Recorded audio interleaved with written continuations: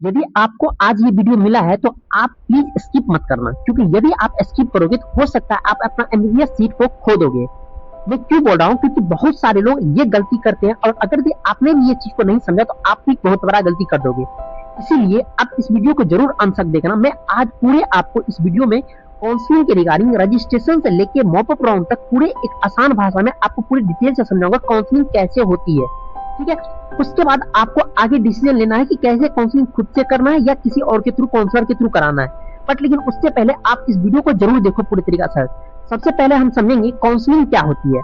Counselling क्या होती है इस चीज के बारे में देखिए, आपने नीट का एग्जाम दिया होगा। नीट का एग्जाम देने के बाद आपको जो है, अगर यदि आप पास हो जाते हो, जो एनटीए द्वारा पासिंग मार्क है उसको अगर भी क्वालिफाई कर जाते हो तो आप आराम से काउंसलिंग कर सकते हो। ठीक है, काउंसलिंग करने के बाद आपका जो है, काउंसलिंग करने के बाद तभी आपको इसी काउंसलिंग के थ्रू ही आपको कॉलेज मिलेगा, नहीं तो नहीं मिलेगा। और ये काउंसलिंग की बात करेंगे तो दो टाइप का काउंसलिंग होता है, एक ऑल इंडिया कोटा का होता है, ठीक है, दूसरा होता है स्टेट कोटा होता है। ठीक है, तो आप ऑल इंडिया कोटा का अगर भी करेंगे तो इसके बारे में अगर मैं बात करूंगा, इसके बारे में आगे बढ़ रहा हूँ कैसे इसका रजिस्ट्रेशन होगा। और स्टेट कोटा की जो बात करेंगे, ये इसका अथॉरिटी अलग अलग स्टेट में रहते हैं। ठीक है, वहीं अगर बात करेंगे ऑल इंडिया कोटा से अगर बात करेंगे तो इसमें जो है 15% सीट जो है, 15% सीट यहाँ से जाएगा। ठीक है, वहीं अगर बात करेंगे स्टेट कोटा, तो स्टेट कोटा जो हमारा 85% सीट जो है यहाँ से फिल होगा। तो आपको इस चीज के बारे में थोड़ा सा जानकारी मैंने दे दिया हूँ। अब चलिए, अब अगला पॉइंट को ध्यान में रखते हुए अब ध्यान रखते हैं, क्योंकि बहुत सारे लोग यहाँ पे गलती करते हैं, आपको उस चीज को समझना है। दूसरा पॉइंट हमारे पास है, जब हमने वो चीज समझ गया, हमको रजिस्ट्रेशन के बारे में समझना पड़ेगा। रजिस्ट्रेशन कैसे करेंगे, रजिस्ट्रेशन कहाँ करेंगे, क्योंकि इन सभी चीजों के बारे में बहुत सारे लोगों को पता ही नहीं रहता और वो समय निकल जाने के बाद भी उन्हें पता नहीं चलता है। तो आइए हम उस चीज को पहले समझते हैं। आपको सबसे पहले काउंसलिंग में पार्टिसिपेट करने के लिए आपको रजिस्ट्रेशन करना पड़ेगा। आपको एमसीसी की वेबसाइट पे जाना पड़ेगा और वहां पे जाने के बाद आपको वहां पे अपना रोल नंबर डालना होगा और डेट ऑफ बर्थ डालना होगा। Roll number, date of birth जैसे आप डाल दोगे वहां पे आपका जो है रजिस्ट्रेशन हो जाएगा। फिर फर्दर आगे पार्टिसिपेट करने के लिए आपको वहां पे रजिस्ट्रेशन फी और सिक्योरिटी डिपॉजिट कुछ रुपए वहां पे बोला जाएगा, उसको आपको पे करना पड़ेगा, तभी जाके आपका रजिस्ट्रेशन होगा। फिर आपको लास्ट में उसके बाद आपको मौका वहां दिया जाएगा कि आप अपना पासवर्ड क्रिएट कर सकते हो। फिर आपको वहां पे पासवर्ड क्रिएट करना पड़ेगा और उसके बाद आप अपना लॉगिन कर सकते हो। ठीक है, तो ये पॉइंट हो गया, दूसरा पॉइंट हो गया। वहीं अगर भी हम तीसरे पॉइंट में बात करते हैं, क्योंकि बहुत सारे लोग क्या करते हैं, बहुत सारे गलती करते हैं, मैं आपको लास्ट में ये भी बताऊंगा कि आपको कौन कौन सा गलती नहीं करना है, क्योंकि अगर भी आप ये गलती करते हो तो हो सकता है आप अपना फर्स्ट राउंड और सेकंड राउंड में काउंसलिंग से पार्टिसिपेट से बाहर भी हो जाओगे। इसलिए इस वीडियो को अच्छे तरीके से विदाउट स्किप किए हुए जरूर देखना। ठीक है, वहीं अगर तीसरा पॉइंट की बात करेंगे तो चॉइस फिलिंग। देखो, चॉइस फिलिंग जो है ये बहुत बड़ा इंपॉर्टेंट रोल करता है फिलिंग, क्योंकि हम क्या करते हैं चॉइस फिलिंग में बहुत सारे, सबसे पहले मैं आपको एक क्वेश्चन का आंसर देता हूँ। बहुत सारे लोगों के मन में डाउट रहता है, क्या आपके भी मन में डाउट है क्या, कि चॉइस फिलिंग में हम कितने से कॉलेज डाल सकते हैं, कौन कौन से कॉलेज डाल सकते हैं। तो सबसे पहले मेरी बात अच्छे से सुन लो, चॉइस फिलिंग में अगर आप डाल सकते हो तो सारे कॉलेज डाल सकते हो, इसमें कोई रोक नहीं है। ठीक है, बट डिपेंड करता है कि आपने सारा कॉलेज तो डाल दिया, लेकिन आपका जो ड्रीम कॉलेज है उसको अगर भी आपने लास्ट में डाल दिया तो यहाँ पे आपका जो ड्रीम कॉलेज है उसको आप खो दोगे। इसीलिए उस चीज को हमेशा ध्यान रखना कि कैसे रहना है। तो चॉइस फिलिंग में आपको प्रेफरेंस ऑर्डर बहुत इंपॉर्टेंट रोल प्ले करता है। अगर भी आपको चॉइस फिलिंग के बारे में अगर भी आपको प्रेफरेंस ऑर्डर नहीं पता है तो आप कमेंट करो, मैं आपको जरूर वहां पे बता दूंगा कैसे प्रेफरेंस ऑर्डर करना है, किस कॉलेज का प्रेफरेंस ऑर्डर कैसे रखना है आपको, ताकि आपका जो ड्रीम कॉलेज है और रैंक है उसके बेसिस पे आप अच्छे कॉलेज को ले सको। ठीक है, चॉइस फिलिंग जैसे हो जाने के बाद आपको वहां पे ऑप्शन आएगा चॉइस लॉकिंग के बारे में। अब देखो, यहाँ पे एक गलती लोग करते हैं, क्या करते हैं, वो चॉइस लॉकिंग जो है विदाउट जो चॉइस फिलिंग अच्छे तरीके से किए हुए वो चॉइस लॉक करता है, और चॉइस लॉक एक बार आपका अगर कर दिए तो फिर आप फर्दर उसमें चेंज नहीं कर पाओगे। तो ये गलती से आपको बचना है, हमेशा बचना है। ठीक है, अब अगला पॉइंट की बात करेंगे अगर तो अब आता है आपके पास, जब चॉइस फिलिंग आपने कर दिया तो फिर उसके बाद आपके पास आएगा सीट अलॉटमेंट। अब एक चीज यहाँ पे सबसे बड़ी बात गलती करते हैं लोग समझते नहीं है सीट अलॉटमेंट कैसे होता है और वो ऐसे बस भर देते हैं। देखिए, सबसे पहले सीट अलॉटमेंट के लिए क्या क्या इंपॉर्टेंट है वो चीज को समझो। आपका रैंक क्या है, ठीक है, आप किस कैटेगरी से बिलोंग कर रहे हो, आपका रिजर्वेशन कितना है आपकी कैटेगरी को, और उस कॉलेज में आपके जो कैटेगरी है उसमें सीट कितना अलॉटमेंट होता है। ठीक है, आगे हम बाद में ये भी समझेंगे कि अगर यदि आप मान लो जनरल कैटेगरी के नहीं और जनरल से नीचे और आपका रैंक अच्छा है तो कैसे आपको सीट जो है जनरल से मिलेगा। हम उस चीज वीडियो के बारे में अगले वीडियो में बात करेंगे, जिक्र करेंगे उस चीज के बारे में, आपको अच्छी तरीके से समझा कर भेजूंगा, ठीक है। अब देखो, सबसे पहले आपको तो ये सारा चीज समझ में आना चाहिए कि हमें सीट अलॉटमेंट किस बेसिस पे होता है, आपको ये पता होना चाहिए।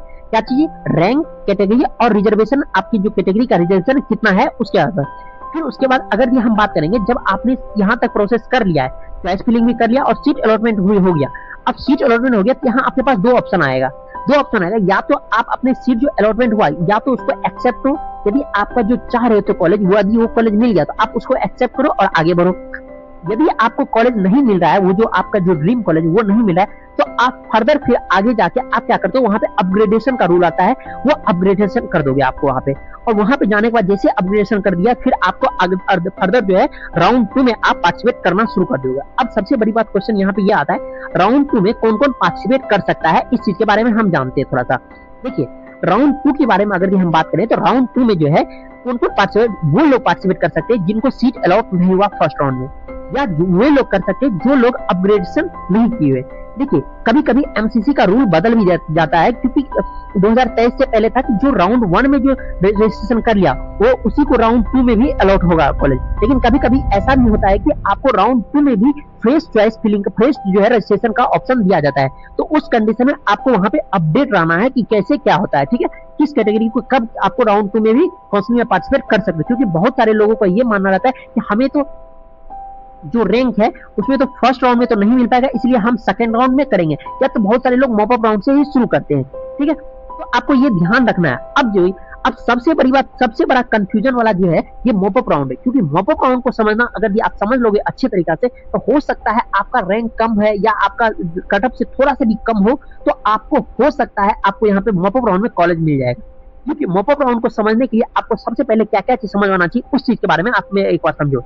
सबसे पहले आपको समझ में आना चाहिए कि वैकेंट सीट कितना है कॉलेज में, यानी राउंड 2 अगर ये आपका हो गया, राउंड 2 में होने के बाद जो है आपका वैकेंट सीट कितना हो। मैं आपको लास्ट में ये भी बताऊंगा, पूरे डायग्राम से बता दूंगा, ताकि एक आप ओवरव्यू ले सको कि कैसे आप पूरे तरीके से समझ जाओ एक ही बार में। क्योंकि मैंने डायग्राम भी आपके लिए बना के लाया हूँ, कैसे आपको क्या क्या प्रोसेस करना पहले, बट लेकिन एक बार अच्छे से इस प्रोसेस को मैं आपको अच्छी तरीके से समझा दे रहा हूँ, क्योंकि यहाँ समझना जरूरी है।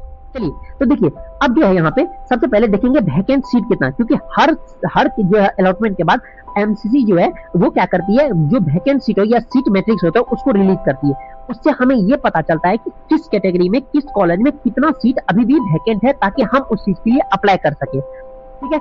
आपको जो है यहाँ पे आप फ्रेश चॉइस फिलिंग कर सकते हो। यहाँ पे सभी कोई फ्रेश चॉइस फिलिंग करने के लिए एलिजिबल होते हैं मॉप अप राउंड में, ठीक है। क्योंकि यहाँ पे जो है मॉप अप राउंड में बहुत सारे प्राइवेट और डीम्ड कॉलेज के कई सीटें उपलब्ध रहती है, और लोग इनके बारे में नहीं जानने के बारे में यहाँ क्या करते हैं, गलती कर देते हैं, क्योंकि इन गलती कारण हजारों बच्चे को कॉलेज जो मिलने वाला था वो भी नहीं मिल पाता है। अब इसके बाद अगर यदि आपके पास, देखो, स्टे वैकेंसी राउंड किस कंडीशन में आता है, इस चीज के बारे में थोड़ा हमें जानना चाहिए, क्योंकि बहुत सारे लोगों को पता ही नहीं था स्टे वैकेंसी राउंड के बारे में। देखो, स्टे वैकेंसी राउंड तब होता है यदि आपके जो कॉलेज है, जिस कॉलेज में आप जाना चाहते हैं, कोई भी कॉलेज है, रिस्पेक्टिव जो भी कॉलेज है, उस कॉलेज में अगर यदि सीट खाली है, सीट वैकेंट है, तभी स्टे वैकेंसी राउंड का आपके पास नोटिफिकेशन आएगा, अदरवाइज नहीं आएगा। तो ये डिपेंड करता है कि कॉलेज पे, अगर मॉप अप राउंड में ही फुलफिल हो गया तो फिर तो कोई स्टे वैकेंसी राउंड होने का चांस नहीं। लेकिन कई बार ऐसा भी होता है कि मॉप अप राउंड में होने के बावजूद भी बहुत सारे बच्चे अपग्रेड कर देते हैं, कुछ सीट वैकेंट बचा रहता है, तब उसके कंडीशन क्या लगाया जाता है, आपको स्टे वैकेंसी राउंड का भी यहाँ पे किया जाता है। तो उस चीज के बारे में भी आपको समझा दिया मैंने। अब देखो, सबसे बड़ी बात यहाँ पे गलती कुछ लोग क्या करते हैं, वो काउंसलिंग में पार्टिसिपेट तो कर लेते हैं, लेकिन आप उनको यही नहीं पता है कि कौन कौन सा डॉक्यूमेंट हम पहले से तैयार कर ले। क्योंकि देखो, आप राउंड 1 और राउंड 2 में अगर ये आपके पास डॉक्यूमेंट थोड़ा कम भी है तो आप वहां पे कर सकते हो सकता है आपको कुछ टाइम दे दिया जाएगा। लेकिन अगर यदि आप मॉप अप राउंड में जा रहे हो और आपका एक भी डॉक्यूमेंट अगर भी कमी है, तो आपको हो सकता है वो सीट आपको अलॉट हो सकता था, लेकिन आपके डॉक्यूमेंट की कमी की वजह से आपको सीट अलॉट नहीं हो पाएगा। तो हम थोड़ा ये भी जान लेते हैं आपको कौन कौन सा पहले डॉक्यूमेंट का जरूरत पड़ेगा, इस चीज के बारे में समझ।